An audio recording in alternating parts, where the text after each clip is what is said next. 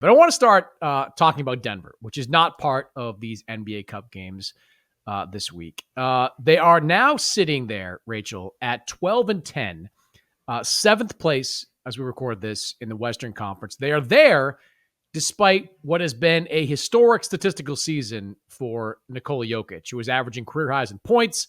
He's shooting 50% from three this year, which is not an insignificant number either. 4.5 threes per game. That's a career best for him as well. The Nuggets offense is pretty good in the top 10, but the defense is, pretty bad. They give 126 points in a game against Cleveland, 122 in a loss to Washington, which you really have to try to lose to Washington. Jamal Murray has been bad. The young players have not stepped up. It would be tough to waste another great season like this for Denver. But as we pass the quarter point of the year, is there any saving the Nuggets? What can save the Nuggets at this point? I mean, I think part of what can save the Nuggets is the whole league really, but the whole West that they're dealing with for playoff seeding. Everyone's kind of dealing with injuries and problems. Yes, they're close to 12th and being the conference and being out of the play-in, but they're also not that far off in the loss column from second or third. So it's just sort of still a bit of a jumble, which gives them the opportunity to get better if they can get their act together in certain places.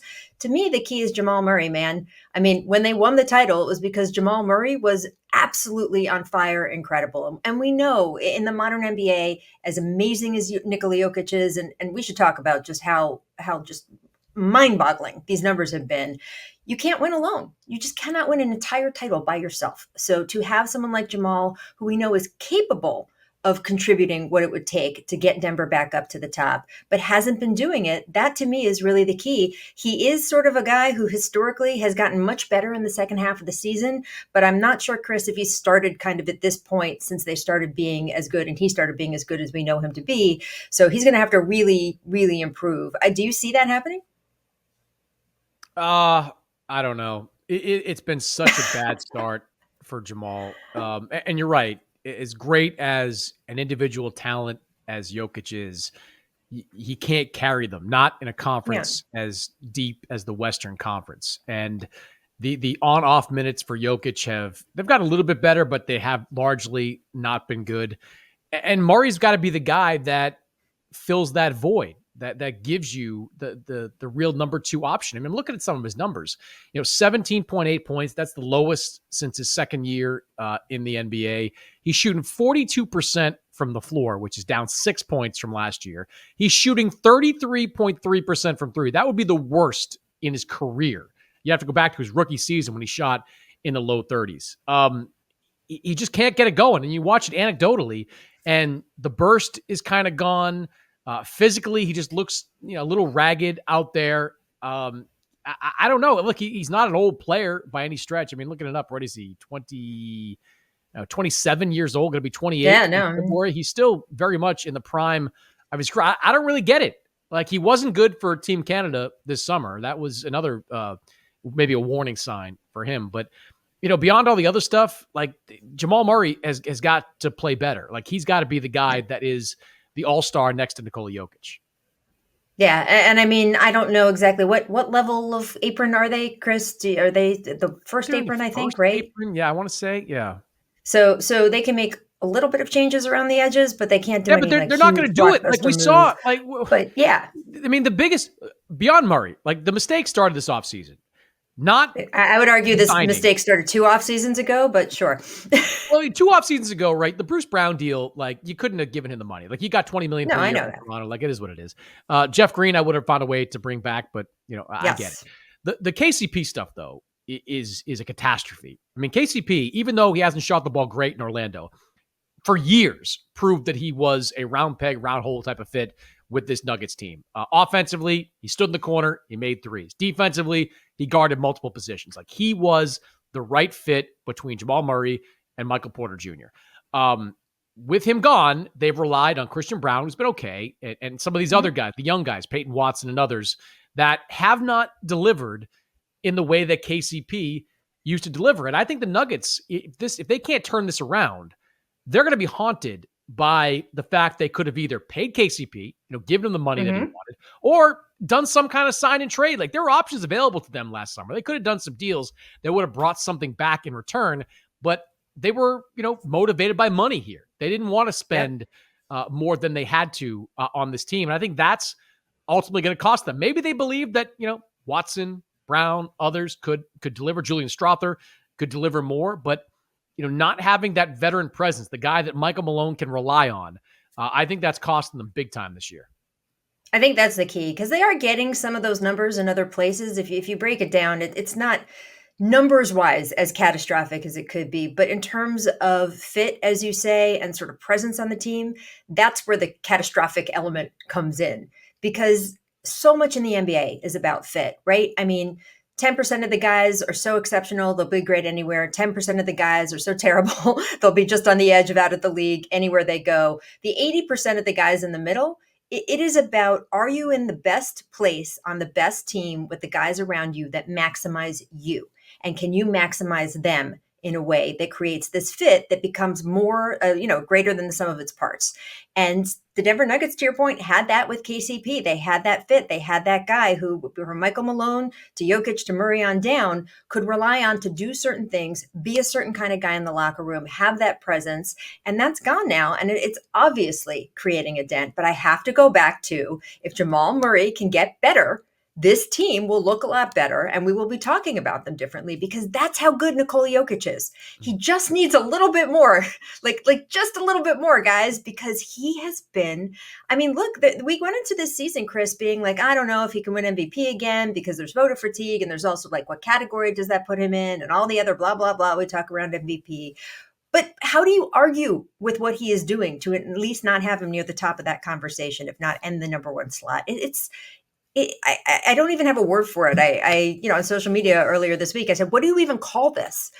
Because it's just ridiculous. These numbers and how he's playing and the ease at which he's doing it, just looking at stretches of his where it looks like he's, everybody else is playing with a connection, a wireless connection that's a little janky, and he's just going through smooth sailing 4K, the whole thing. It's incredible. But 50% from three is remarkable. It's nuts.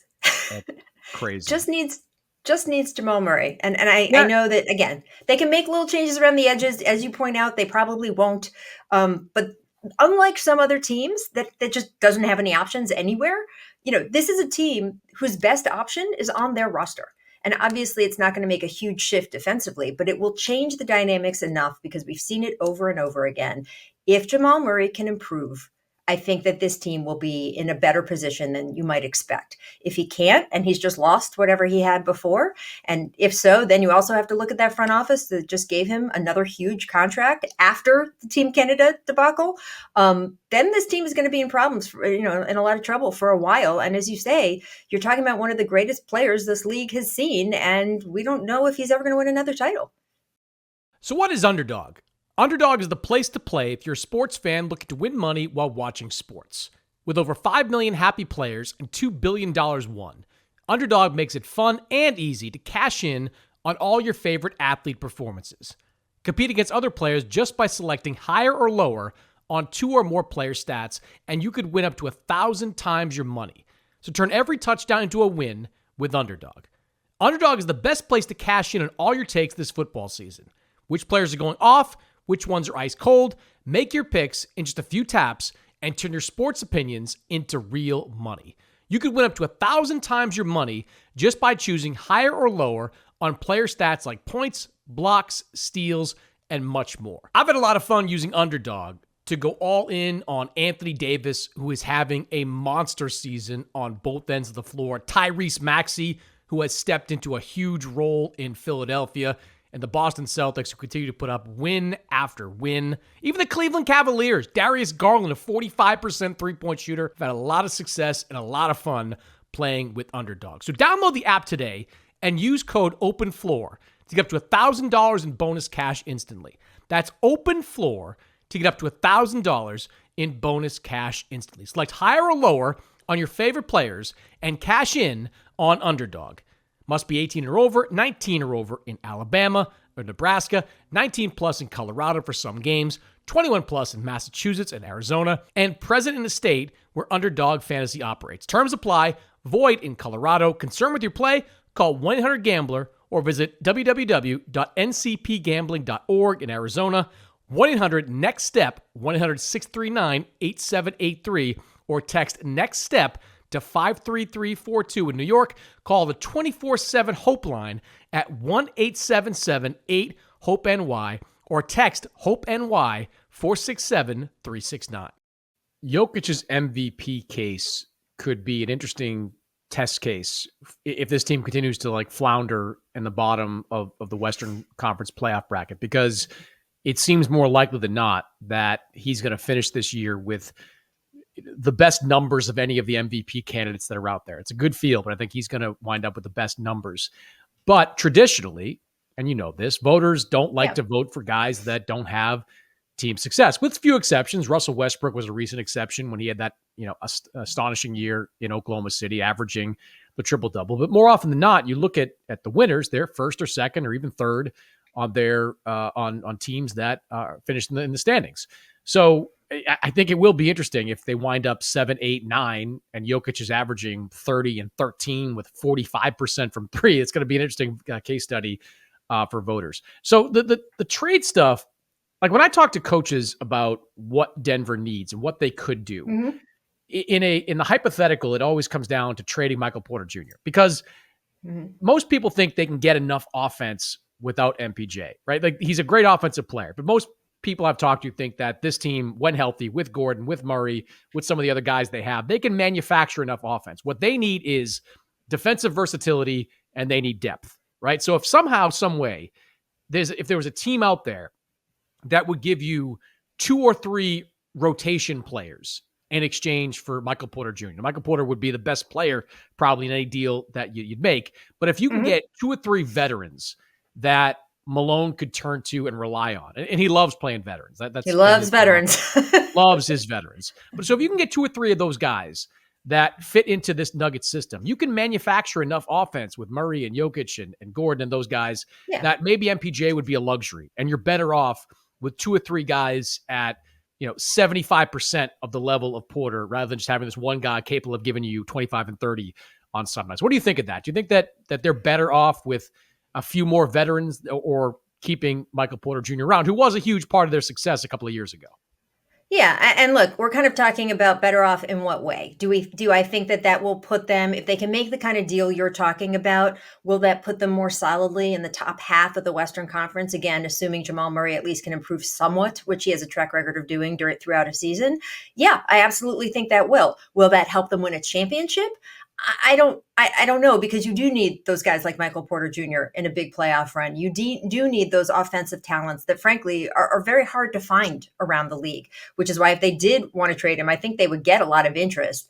But the trade rules are a lot more difficult than they used to be, even for a team that isn't a second apron team. All the other teams have their own issues in terms of what they're restricted to be doing. So I think it's going to be hard to find that deal. And then it's a question of what is your long-term goal here? Because if your long-term goal is just get your head above water and be better, not every team can win a title. I think that kind of change that you're talking about could definitely make a difference. If you are letting go of a player that has the ability offensively to sort of catch fire the way we saw him in the playoffs a couple years ago, you need those guys. So it's really, can you get what you're talking about somewhere else without dealing him? And look, I mean, we're going to talk about Memphis in a minute. There are other front offices around the NBA who have been able to do such a good job scouting and being able to find the right players at the right time, who are getting guys in some cases off the street and being able to work them solidly into the rotation. And that's really what Denver needs to be able to be doing this past summer, last summer, I would say, because you're right, they weren't going to re-sign Bruce Brown, but there are other changes you can make. There are other finds you can find. And Denver just hasn't been doing that, frankly. And without that, they're not going to be able to reach another championship. And I just don't know if it's worth giving up Michael Porter Jr. if you can't do those other things around the edges. You know, a name that piqued my interest that was just reported on as we started talking was Jimmy Butler. And, I don't know the math to it, right? Like I'm not, we're just the math is rough. The math is rough. Jimmy's contract, Michael Porter Jr.'s contract, but they're both making a considerable amount of money. If somehow, some way Denver could make that math work, that's a player I think could really help them. His Yeah. competitiveness, I think, would galvanize, or maybe it would alienate. I don't know, one or the other. Some of the younger players on that team. Yeah. Hard to say sometimes with Jimmy, but I think he's a two-way type of guy, playoff tested. Somebody I think that would have a positive effect, a KCP like effect or better on Jamal Murray. Like I know the reporting now is like the Texas teams, Golden State for Jimmy Butler, Right. but if I'm Denver, like even if you don't re-sign Jimmy in the offseason, Mhm. you at least can get off the Porter Jr. contract, and then you can kind of figure things out from there. Like short term, that to me is a guy that makes a lot of sense. Oh, short term, I think he makes a ton of sense for them. And we know that when he gets to a new team, he really excels, right? He's a Mm. quick starter on the teams he's on. No one's worn out their welcome yet. Younger players love to play with him. He brings a toughness. We know in the playoffs just how exceptional he is at just getting you that extra little bit wherever you need to win a playoff game. So, short term, yes. But you then, again, have to rely on your ability to, in this summer, if you just lose him, to get the other guys now that you have that contract and that cap room freed up, that you have to do something productive with it. And again, I haven't seen that from this front office in the past couple of seasons. So I don't know how they can improve there. And I don't know if it's just timing and the right deal hasn't been in the right place. And, I'm not obviously privy to every phone call the Nuggets organization is making. So this isn't a criticism saying I could do better or we all know better, but it hasn't happened. And so again, to make a move like that, you just have to know what's the next step. What's the next step after that? I do think he would help. And obviously, if you've got Jokic, if you've got even a slightly improved Murray, you've got Russell Westbrook, who frankly has been doing a lot better there and helping Jokic score more than anybody expected when he signed there or when he went there over the summer. I think in the short term, it would be phenomenal. And I think they could really make some noise in the West. But then again, what happens this summer? How do you improve from there? I honestly, if I'm Denver, I don't care. I don't care. Like, I think your window is now. pretty short, right? Like you got 2, maybe 3, or God knows how long. Jokic has like the body type and the style of play. He could be 40 playing like this. But Yeah. in playing like an MVP, you're probably looking at 2 or 3 more years of that. Jokic is also the kind of guy that could just say, screw it. I'm going to go back to Serbia and race horses, for the last know. 30.